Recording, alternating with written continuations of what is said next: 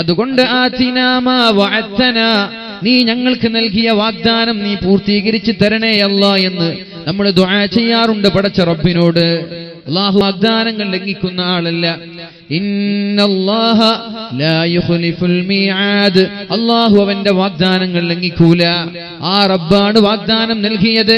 ഉദ്ഊനി, നിങ്ങൾ എന്ത് ആവശ്യമുണ്ടെങ്കിലും എന്നോട് ചോദിക്കണേ, അസ്തജിബ് ലക്കും, ഞാൻ നിങ്ങൾക്ക് ഉത്തരം തരാമെന്ന് അല്ലാഹു പരിശുദ്ധ ഖുർആനിൽ നമ്മോട് പഠിപ്പിക്കുമ്പോ എന്റെ പ്രിയമുള്ള സഹോദരന്മാരും സഹോദരിമാരും ആലോചിക്കേണ്ടത്, നമ്മുടെ വിഷമങ്ങളും നമ്മുടെ പ്രയാസങ്ങളും നമ്മൾ പറയേണ്ടത് അല്ലാഹുവിനോടാണ്. അല്ലാഹുവിനോട് പറഞ്ഞ അല്ലാഹു നമ്മൾക്ക് പരിഹാരം തരും. ഏത് വിഷയമാണെങ്കിലും ശരി, അതിൽ 100-ൽ 110% വിശ്വാസം നമ്മൾക്ക് വേണം. അല്ലാഹു ഇജാബത്ത് നൽകുമെന്നുള്ളൊരു വിശ്വാസം നമ്മൾക്ക് വേണം. നമ്മൾ ദുആ ചെയ്യാൻ, പക്ഷെ നമ്മൾക്ക് ഉത്തരം കിട്ടുമെന്നൊരു പ്രതീക്ഷയില്ല, അല്ലെങ്കിൽ ഒരു 90% പ്രതീക്ഷയുള്ളത്, ഉത്തരം കിട്ടൂല. അല്ലാഹു പറഞ്ഞു, അന ഇൻദ ളന്നി അബ്ദി ബി, എന്റെ അടിമ എന്നെ കുറിച്ച് എന്താണോ ചിന്തിക്കുന്നത്, എങ്ങനെയാണോ ചിന്തിക്കുന്നത്, അതുപോലെയാണ് ഞാൻ അവനോട് പെരുമാറുന്നത്. നമ്മൾ അല്ലാഹുവിനെ കുറിച്ച് ചിന്തിക്കുന്നത് പോലെ അല്ലാഹുവിനെ കുറിച്ച് നമ്മുടെ മനസ്സിന്റെ അകത്തളങ്ങളിലുള്ള ചിന്ത എന്താണ്? ദുആ ചെയ്താൽ ഉത്തരം നൽകുന്ന റബ്ബാണ്. ഞാൻ ദുആ ചെയ്താൽ അല്ലാഹു ഉത്തരം നൽകുമെന്നുള്ള വിശ്വാസം നമ്മൾക്കുണ്ടെങ്കിൽ അല്ലാഹു നമ്മൾക്ക് ഉത്തരം നൽകുക തന്നെ ചെയ്യും. ഇതും അല്ലാഹുവിന്റെ വാഗ്ദാനം തന്നെ. അതുകൊണ്ട് നമ്മുടെ പ്രയാസങ്ങളും നമ്മുടെ വിഷമങ്ങളും നമ്മുടെ ദുഃഖങ്ങളും നമ്മൾ പറയേണ്ടത് അല്ലാഹുവിനോടാണ്. ഉദ്ഊനി അസ്തജിബ് ലക്കും, നിങ്ങൾ എന്നോട് ദുആ ചെയ്യണം, ഞാൻ നിങ്ങളുടെ ദുആഇന് ഉത്തരം നൽകാമെന്ന് അല്ലാഹു തആല പരിശുദ്ധ ഖുർആനിൽ പറയുമ്പോ പരിശുദ്ധ റസൂലുള്ളാഹി സ്വല്ലല്ലാഹു അലൈഹി വസല്ലമ തങ്ങൾ പറയുന്നുണ്ട്, ലിയസ്അൽ അഹദുക്കും റബ്ബഹു ഹാജതഹു കുല്ലഹാ, നമ്മൾക്ക് എന്ത് ആവശ്യമുണ്ടായാലും നമ്മൾ ചോദിക്കേണ്ടത് അല്ലാഹുവിനോടാണ്, നാട്ടുകാരോടല്ല, ഏതെങ്കിലും ഒരു പള്ളിയിൽ പോയി പിരിവ് ചോദിക്കലല്ല. ആദ്യം അല്ലാഹുവിനോട് നമ്മൾ ചോദിച്ചാൽ, ഏതുവരെ എന്ന് പറഞ്ഞാൽ നമ്മുടെ ചെരുപ്പിന്റെ വാറ്, നമ്മൾ സഞ്ചരിക്കുന്നതിനിടയിൽ ചെരുപ്പിന്റെ വാറ് പൊട്ടിപ്പോയാൽ വരെ അല്ലാഹുവിനോട് ചോദിക്കണമെന്നാണ് പരിശുദ്ധ റസൂലുള്ളാഹി സ്വല്ലല്ലാഹു അലൈഹി വസല്ലം നമ്മെ പഠിപ്പിച്ചത്. എത്രത്തോളം എന്ന് വെച്ചാല് നമ്മൾ യാത്ര ചെയ്യുമ്പോൾ ചെരുപ്പിന്റെ വാറ് പൊട്ടി, അപ്പൊ നമ്മൾക്കതൊരു ഇതൊക്കെ അല്ലാഹു തരുമോ എന്നുള്ളൊരു വിശ്വാസം നമ്മൾക്ക് ഉണ്ടാവും. ചെരുപ്പിന്റെ വാറ് പൊട്ടി റബ്ബിനോട് ദുആ ചെയ്ത റബ്ബ് അതിന് പരിഹാരം തരുമോ? ആ സംശയം ഉള്ള കാലത്തോളം ഉത്തരം കിട്ടൂല. ഇത് പടച്ച ഹബീബ് പറഞ്ഞതാണ്. വമാ യാതിഖു അനിൽ ഹവാ ഇൻ ഹുവ ഇല്ലാ വഹ്യുൻ യൂഹാ, ഇത് അല്ലാഹുവിന്റെ ഹബീബ് പറഞ്ഞ വചനങ്ങളാണ്. റസൂലുള്ളാഹി സ്വല്ലല്ലാഹു അലൈഹി വസല്ലം ഒരു കാര്യം പറഞ്ഞിട്ടുണ്ടെങ്കിൽ അത് സ്വേഷ്ടപ്രകാരം സ്വന്തം അഭിപ്രായം പറഞ്ഞതല്ല, അല്ലാഹു പറയാൻ പറഞ്ഞതാണ്. അല്ലാഹു പറയാൻ പറഞ്ഞ വിഷയങ്ങളെ 63 വർഷത്തിന്റെ കാലയളവിൽ അല്ലാഹുവിന്റെ ഹബീബ് പറഞ്ഞിട്ടുള്ളൂ. ആ പരിശുദ്ധ റസൂലുള്ളാഹി സ്വല്ലല്ലാഹു അലൈഹി വസല്ലമ തങ്ങളുടെ വളരെ മനോഹരമായ ഒരു ഹദീസാണിത്. ഏറെ പ്രതീക്ഷ നൽകുന്ന ഹദീസാണിത്. എന്താണ് അല്ലാഹുവിന്റെ ഹബീബ് പറഞ്ഞത്? ലിയസ്അൽ അഹദുക്കും റബ്ബഹു ഹാജതഹു കുല്ലഹാ, നിങ്ങളുടെ ജീവിതത്തിലുള്ള സകലമായ ആവശ്യങ്ങളും നിങ്ങൾ പറയേണ്ടത് സർവശക്തനായ ജഗന്നിയന്താവായ അല്ലാഹുവിനോടാണ്. ഏതുവരെ?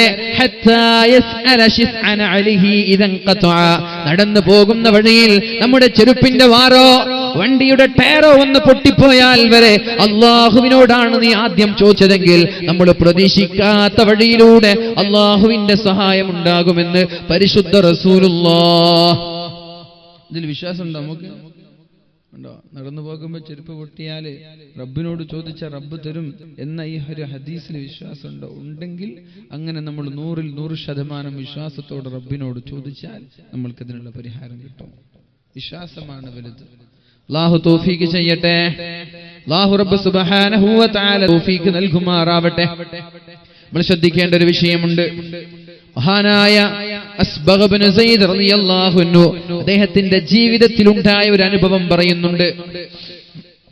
അമ്മൻ യുജീബുൽ മുൽതറ ഇദാ ദഅാഹു വയക്ഷിഫുസ് സൂ, ഒരു മുഅ്മിനിനോ ഒരാൾക്കോ പ്രയാസമുണ്ടായാൽ അമ്മൻ യുജീബുൽ മുൽതറ ഇദാ ദഅാ, എന്ത് ആവശ്യമുണ്ടായാലും റബ്ബിനോട് ചോദിക്കുന്ന പ്രയാസങ്ങളിൽ അകപ്പെട്ട ഒരാൾ അവയാൾ അള്ളാഹുവിനോട് ചോദിച്ചാൽ അവന് അല്ലാഹുവല്ലാതെ പിന്നെ ആരാണ് ഉത്തരം നൽകുക?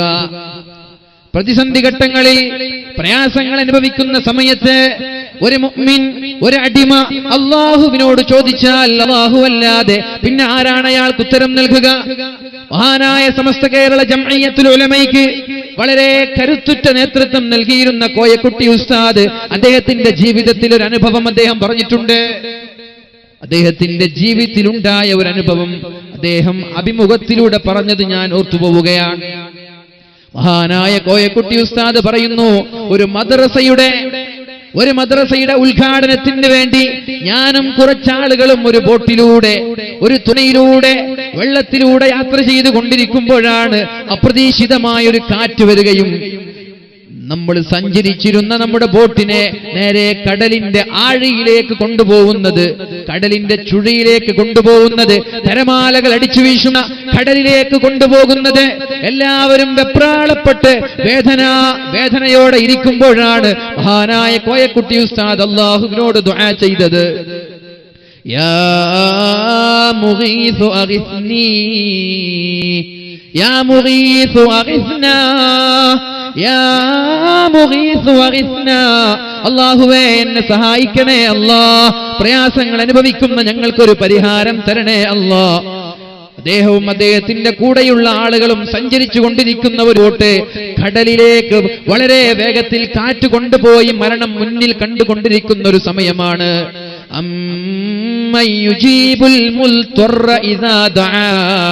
പ്രയാസം അനുഭവിക്കുന്ന ആളുകൾ, ദുരിതം അനുഭവിക്കുന്ന ആളുകൾ, പരീക്ഷണങ്ങളിലൂടെ ജീവിക്കുന്നവരാളുകൾ അവര് പടച്ച റബ്ബിലേക്ക് കൈ ഉയർത്തിയാൽ അവർക്ക് അല്ലാഹുവല്ലാതെ പിന്നെ ആരാണ് ഉത്തരം നൽകുക? അത്ഭുതമെന്ന് പറയട്ടെ, മഹാനായ കോയക്കുട്ടി ഉസ്താദ് അദ്ദേഹത്തിന്റെ ജീവിതത്തിന്റെ അനുഭവം വിവരിക്കുന്നുണ്ട്. അത്ഭുതമെന്ന് പറയട്ടെ, കടലിന്റെ തീരത്തേക്ക് കൊണ്ടുപോയ നമ്മുടെ ഈ ബോട്ടിനെ അത്ഭുതമെന്ന് പറയട്ടെ, ഒരു കാറ്റ് കടന്നു വരികയും മറുകരയിലേക്ക് കൊണ്ടുപോവുകയും ചെയ്തു എന്ന് അദ്ദേഹം ഉദ്ധരിക്കുമ്പോ,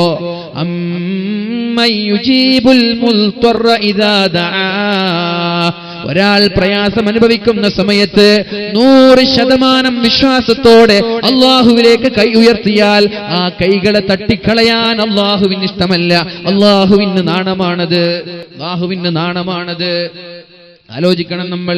മഹാനായ അസ്ബഗ് ഇബ്നു സയ്യിദ് റളിയല്ലാഹു അൻഹു പറയുന്നുണ്ട്, മകസ്തു അന വമൻ ഇൻദി സലാസ, ഞാനും എന്റെ കൂടെയുള്ള ആളുകളും 3 ദിവസം ഭക്ഷണമില്ലാതെ വെള്ളമില്ലാതെ കഷ്ടപ്പെടുന്ന ഒരു ദിവസം.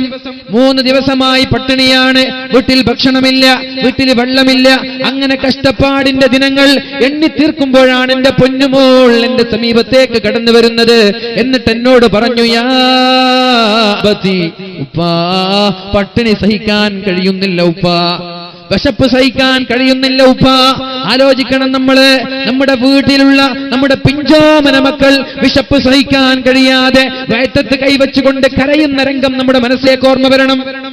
മഹാനായ അസ്ബഗ് ഇബ്നു സയ്യിദ് റളിയല്ലാഹു അൻഹു പറയുകയാണ്, 3 ദിവസമായി വെള്ളമില്ലാതെ ഭക്ഷണമില്ലാതെ കഷ്ടപ്പാടിന്റെയും ദാരിദ്ര്യത്തിന്റെയും ദിവസങ്ങൾ എണ്ണി തീർക്കുന്നതിനിടയിൽ എന്റെ പൊന്നുമോൾ എന്റെ സമീപത്തേക്ക് കടന്നു വന്നിട്ട് പറഞ്ഞു, ഉപ്പാ വിശക്കുന്നു ഉപ്പാ, ഒരു പരിഹാരം വേണം. എന്റെ വീട്ടിലൊന്നുമില്ല, അവിടെ നൽകാൻ വെള്ളമില്ല, ഭക്ഷണമില്ല, ഒന്നുമില്ല നൽകാൻ. അങ്ങനെ ഇരിക്കുമ്പോഴാണ് ഞാൻ അല്ലാഹുവിനെ കുറിച്ച് ആലോചിക്കുന്നത്. ദുആഇന്റെ മഹത്വമാണ് എനിക്ക് നിങ്ങളോട് പറയിക്കാനുള്ളത്. നിരാശരാവാൻ പാടില്ല.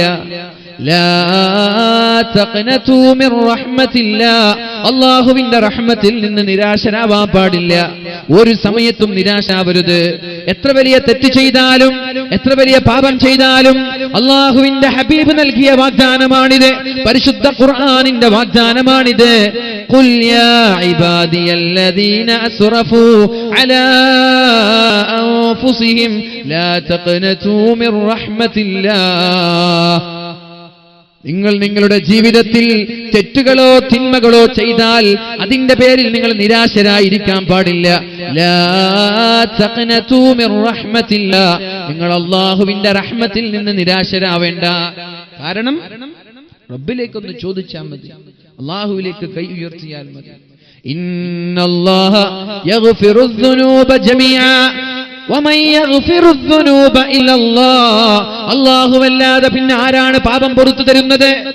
സർവശക്തനായ അല്ലാഹുവല്ലാതെ പിന്നെ ആരാണ് നിങ്ങളുടെ പാപം പൊറുത്തു തരുന്നത്? അതുകൊണ്ട് തിന്മയുടെയോ പാപത്തിന്റെയോ ഭാരമോ അതിന്റെ വലുപ്പമോർത്ത് നിരാശനാവല്ല. നിങ്ങൾ അല്ലാഹുവിലേക്ക് കൈ ഉയർത്തിയാൽ മതി. അതുപോലെ മഹാനായ അസ്ബഗ് ഇബ്നു സയ്യിദ് റളിയല്ലാഹു അൻഹു ഉടനെ അല്ലാഹുവിനെ കുറിച്ച് ആലോചിക്കുകയാണ്. ഭക്ഷണം കഴിക്കാനൊന്നുമില്ല, വളരെ പ്രയാസമുള്ള സമയത്ത്, ഒന്നും പ്രതീക്ഷയില്ലാത്ത സമയത്ത് അല്ലാഹുവിലേക്ക് കൈ ഉയർത്തുകയാണ്. അദ്ദേഹം നേരെ വുളൂ ചെയ്യാൻ വേണ്ടി വുളൂ എടുക്കുന്ന സ്ഥലത്തേക്ക് ചെല്ലുകയും വസല്ലൈതു റകഅതൈൻ, 2 റകഅത്ത് ഞാൻ നിസ്കരിക്കുകയും ചെയ്തു. നാളെ എന്താണ് നിങ്ങൾ ഒരു മോണിറ്റർ മുമ്പിൽ ഇങ്ങനെ വെക്കണേ. നാളെ ഒരു മോണിറ്റർ മുമ്പിൽ വസല്ലൈതു റകഅതൈൻ, 2 റകഅത്ത് ഞാൻ നിസ്കരിച്ചു, ഞാൻ വുളൂ ചെയ്തു. അങ്ങനെ നിസ്കാരം കഴിഞ്ഞ ഉടനെ എന്റെ മനസ്സിലേക്കൊരു പ്രാർത്ഥന ഓടി വരികയാണ്. എന്റെ മനസ്സിലേക്കൊരു പ്രാർത്ഥന ഓടി വന്നു. ഞാൻ ദുആ ചെയ്തു, اللهم افتح علي منك رزقا لا تجعل لأحد علي فيه منه. അല്ലാഹുവേ നീ എനിക്ക് ഭക്ഷണം തരണം അല്ലാഹ്, എനിക്ക് നീ ഭക്ഷണം തരണം റബ്ബേ. പക്ഷേ ഈ ഭക്ഷണം കാരണം വേറെ ഒരാൾ ക്രെഡിറ്റ് എടുക്കാൻ പാടില്ല. അങ്ങനെ പറഞ്ഞാല്, ഉദാഹരണം പറഞ്ഞാൽ നമ്മുടെ നാട്ടിൽ നിന്നൊക്കെ ഗൾഫിൽ പോകുന്ന ആളുകളുണ്ട്. പെട്ടെന്ന് മുതലാളിമാരായ ആളുകളെ കാണുമ്പോൾ പഴയകാല ഹാജിമാര് പറയുന്നൊരു സ്വഭാവമുണ്ട്. എന്താ പറയാ, വലിയ വണ്ടി, വലിയ വാഹനങ്ങളൊക്കെ എടുത്ത് നാട്ടിൽ ഫ്ലാറ്റൊക്കെ വാങ്ങി വളരെ ഉഷാറായിരിക്കുമ്പോൾ അവർ പറയും, അവന്റെ ഓട്ടം കണ്ടോ, അവന്റെ കളി കണ്ടോ, അവൻ ആദ്യം ഗൾഫിൽ പോവാൻ ടിക്കറ്റ് കൊടുത്തത് ഞാനാണ്, അല്ലെങ്കിൽ അവൻ ഗൾഫിൽ വന്നപ്പോ അവന് റൂം കൊടുത്തത് ഞാനാണ്, അവൻ ഇന്ന് ഉഷാറായിട്ടുണ്ടെങ്കിലും അവന്റെ തുടക്കം എന്നിലൂടെയാണ്.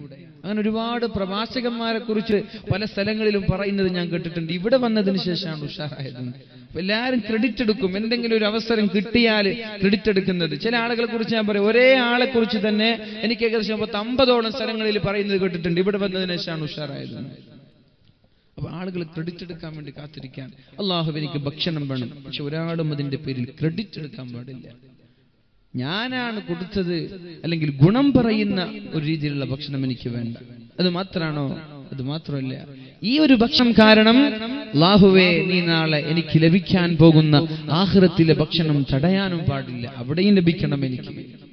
അങ്ങനൊരു ദുആ മഹാനായ അസ്ബഗ് ഇബ്നു സയ്യിദ് റളിയല്ലാഹു അൻഹു ദുആ ചെയ്തപ്പോൾ, എന്നിട്ട് അദ്ദേഹത്തിന്റെ പള്ളിയിൽ നിന്ന് വീട്ടിലേക്ക് തിരിച്ചു വരികയാണ്. വുളൂ ചെയ്യുകയും 2 റകഅത്ത് നിസ്കരിക്കുകയും സർവശക്തനായ റബ്ബിനോട് ദുആ ചെയ്തു, അല്ലാഹുവേ എനിക്ക് ഭക്ഷണം തരണം അല്ലാഹ്, എന്റെ കുടുംബം പട്ടിണിയാണ്, എന്റെ മകള് പട്ടിണിയാണ്, എനിക്ക് ഭക്ഷണം തരണമെന്ന് പറഞ്ഞു. പള്ളിയിൽ നിന്ന് വീട്ടിലേക്ക് വരുമ്പോഴാണ് എന്റെ പൊന്നുമോൾ, എന്റെ വലിയ മകൾ എന്റെ സമീപത്തേക്ക് കടന്നു വന്നിട്ട് പറഞ്ഞത്, യാ അബീ, ഉപ്പാ, ഒരാള് വീട്ടിലേക്ക് വന്നിട്ടുണ്ട്, ഒരാള് വീട്ടിലേക്ക് വന്നിട്ടുണ്ട്. യഖൂലു ഇന്നഹു അമ്മീ, യഖൂലു ഇന്നഹു അമ്മീ, നിങ്ങളുടെ സഹോദരനാണെന്ന് പറഞ്ഞിട്ടാണ് വീട്ടിലേക്ക് വന്നത്, നിങ്ങളുടെ സഹോദരനാണെന്ന് പറഞ്ഞിട്ടാണ് വീട്ടിലേക്ക് വന്നത്. അങ്ങനെ ഒരാൾ വീട്ടിലേക്ക് വരികയും അയാളുടെ കയ്യിലൊരു സഞ്ചിയുണ്ട്, ആ സഞ്ചിയിൽ ഒരുപാട് ദിർഹമുകൾ, ഒരുപാട് വീട്ടിന്റെ ഭക്ഷണത്തിന്റെ ആവശ്യമായ കാര്യങ്ങൾ, കറി വെക്കാനും ഭക്ഷണം ഉണ്ടാക്കാനും പാചകം ചെയ്യാനുമുള്ള ധാന്യമണികൾ, ഇങ്ങനെ വീട്ടിലേക്ക് ആവശ്യമായ വലിയൊരു സഞ്ചിയുമായി ഒരു സഹോദരൻ വന്നു. എന്നിട്ട് എന്നോട് പറഞ്ഞു, ഇഖ്റഊ അഖി സലാം, എന്റെ ജ്യേഷ്ഠൻ വന്നാൽ ജ്യേഷ്ഠനോട് സലാം പറയണേ, എന്റെ സലാം പറയണം എന്ന് പറഞ്ഞു. അതുമാത്രമല്ല, നിങ്ങൾക്ക് എന്തെങ്കിലും ഒരു പ്രയാസമുണ്ടായാൽ, ഇദഹ്തജ്ത ഇലാ ഷൈഇൻ, എന്തെങ്കിലും ഒരു ആവശ്യം ജീവിതത്തിൽ ഉണ്ടായാൽ, ഫദ്ഉ ബിഹാദ ദുആ, ഇന്ന് നിങ്ങളുടെ പിതാവ് പള്ളിയിൽ വെച്ച് ചെയ്ത ദുആ തന്നെ ആവർത്തിക്കട്ടെ എന്ന് പറഞ്ഞുകൊണ്ട് അയാൾ തിരിച്ചുപോയി എന്ന് വീട്ടിലേക്ക് വന്ന പിതാവിനോട് പറഞ്ഞപ്പോ മഹാനായ അസ്ബഗ് ഇബ്നു സയ്യിദ് റളിയല്ലാഹു അൻഹു പറഞ്ഞു, വല്ലാഹി മാ കാന ലി അഖുൻ ഖത്തു, എനിക്ക് അങ്ങനെ ഒരു സഹോദരൻ ഇല്ല, അങ്ങനെ ഒരു സഹോദരൻ എനിക്കില്ല. സഹോദരൻ ഉണ്ടെങ്കിലല്ലേ എന്റെ സഹോദരൻ എന്ന് പറയും, എനിക്കങ്ങനെ ഒരു സഹോദരനില്ല. അദ്ദേഹം പറയാണ് വല്ലാഹി മാ കാന ലി